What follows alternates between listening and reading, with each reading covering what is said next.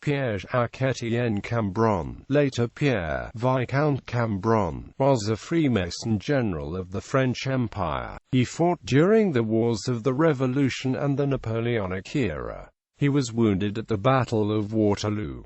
Military career. Cambron was born in Nantes. He joined the Grenadiers as a volunteer in 1792, serving under Charles-François Dumouriez in Belgium. In the Vendée, took part in the Battle of Quiberon, then in the expedition to Ireland under He in 1796.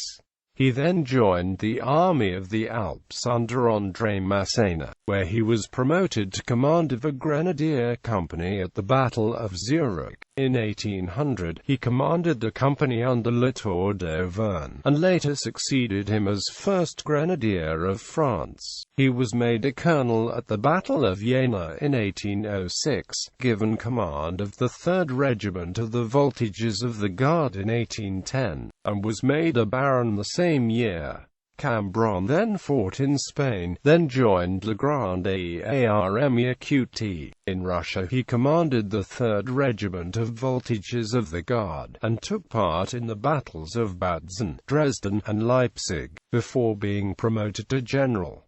The 100 Days and Waterloo. He became Major of the Imperial Guard in 1814, and accompanied Napoleon into exile to the island of Elba, where he was a military commander. He then returned with Napoleon to France on the 1st of March 1815 for the 100 Days, capturing the fortress of Sisteron, and was made a count by Napoleon when they arrived at Paris. Cambron was seriously wounded at the Battle of Waterloo and was taken prisoner by the British. The exact circumstances of his surrender to the British are disputed. At the battle's conclusion, Cambron was commanding the last of the Old Guard when General Colville called on him to surrender. According to a journalist named Rougemont, Cambron replied, "La garde morte ni rend pas."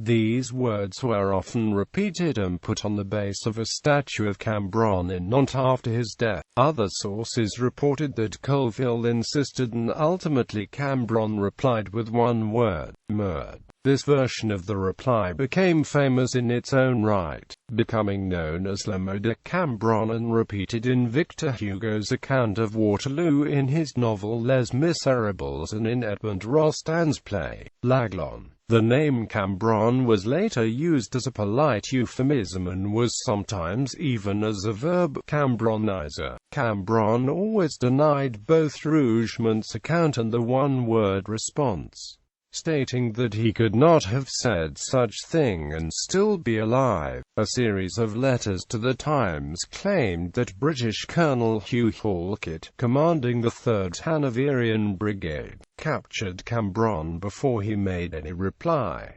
The Guard dies statement has also been ascribed to General Claude Etienne Michel. In July 1845, the sons of General Michel requested a royal decree stating that the words attributed to General Cambron had in fact been said by the father, producing a number of witnesses and published historical works as evidence.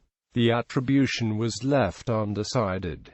Further career. He was tried for treason in France, but well defended by the royalist Antoine Pierre Barrière. He was acquitted on the 26th of April 1816. He later married Mary Osborne, the Scottish nurse who had cared for him after Waterloo. In 1820, Louis XVIII made him commandant at Lille with the rank of brigadier, and made him a viscount. He retired to his birthplace in 1823, dying there in 1842. A statue of Cambron was erected in Nantes in 1848, and a square in Paris. The place Cambron also commemorates him. He makes a fictional appearance in C.S.